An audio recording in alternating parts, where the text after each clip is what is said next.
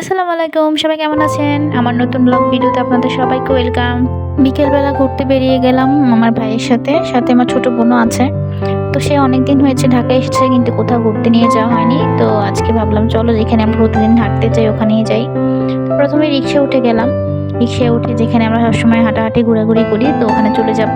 কাজিনরা একসাথে হলে বা ভাই বোনেরা একসাথে হলে কিন্তু ঘোরাঘুরি করতে ভালোই লাগে।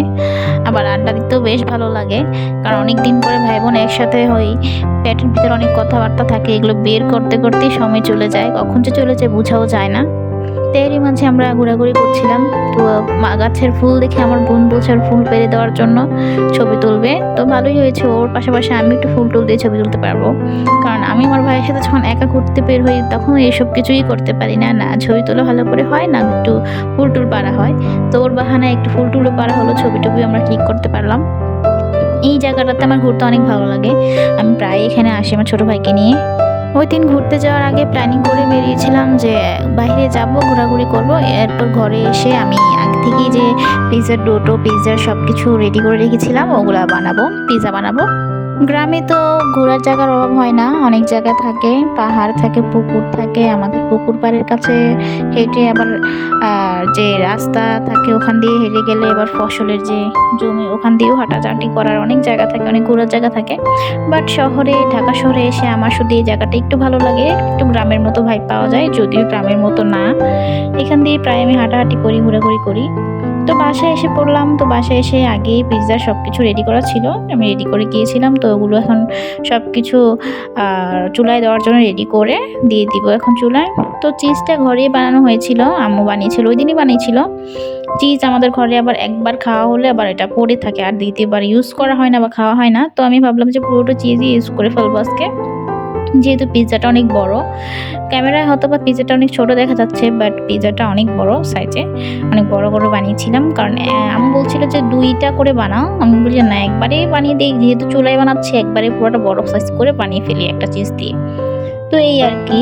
তো এখন সব কিছু সুন্দর করে রেডি করে, আমার কাছে তো পিৎজা খাওয়ার চাইতে পিৎজা সাজানোটা সব থেকে বেশি ভালো লাগে, আবার ছবি ক্লিক করতেও ভালো লাগে সাজিয়ে পিৎজাটাকে সুন্দর করে। আমার কাছে মনে হয় যে ঘরের চিজটাই বেস্ট হয় খাওয়ার জন্য বাইরের চিজের তুলনায়।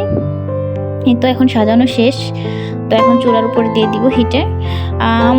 আচ্ছা, ওদিনের পিৎজাটা আবার ভালোই হয়েছিল চুলার উপর। আমি এর আগের বারও চুলায় পিৎজা বানিয়েছিলাম, তেমন একটা ভালো হয় নাই, আমার নিচে দিয়ে লেগে গিয়েছিল, কিন্তু ওই দিন আবার নিচে লাগেনি।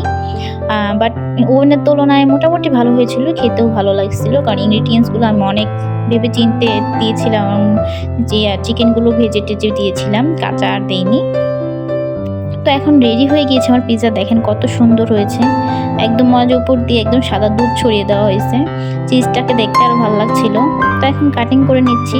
পিৎজার হাফটা খেয়ে অর্ধেক পেট ভরে গিয়েছে, কারণ পিৎজাটা অনেক বড় ছিল। তো পিৎজা বড় থাকলেও কি হবে, লাস্ট স্লাইস নিয়ে সবারই ঝগড়া হয়, এটা রেস্টুরেন্টে হোক আর বাসায় হোক। আমার মোবাইলের কালারটা থেকে বোঝা যাচ্ছিল না, তাও আমি পরে লাইট দিয়ে দেখছিলাম যে কেমন হলো, পিকচারটা কেমন আসছে, ভিডিওটা কেমন আসছে। দেখতে অনেক ভালো লাগছিল। আবার একটু ঠান্ডা করে নিতে হয়েছিল, কারণ খুলতে একটু সমস্যা হচ্ছিল, চিজটা একটু বসে গিয়েছিল। তাও তেমন খারাপ হয়নি, অনেক ভালো হয়েছে খেতে। চিকেনটার জন্য আরও ভালো লাগছিল, কারণ চিকেনটা আমি একদম ভেজে ক্রিস্পি করে দিয়েছিলাম এটার উপরে, যেন পিৎজাটা যত খারাপ, ডোটা যত খারাপ লাগলেও পিৎজার উপরে ইনগ্রিডিয়েন্টস যত খারাপ না লাগে। আমার কাজিন, আমার বোন আবার এসব জিনিসে এত ইন্টারেস্টেড না, তাও আমাদের সাথে থেকে খেতে খেতে এসব জিনিসে একটু অভ্যস্ত হয়েছে।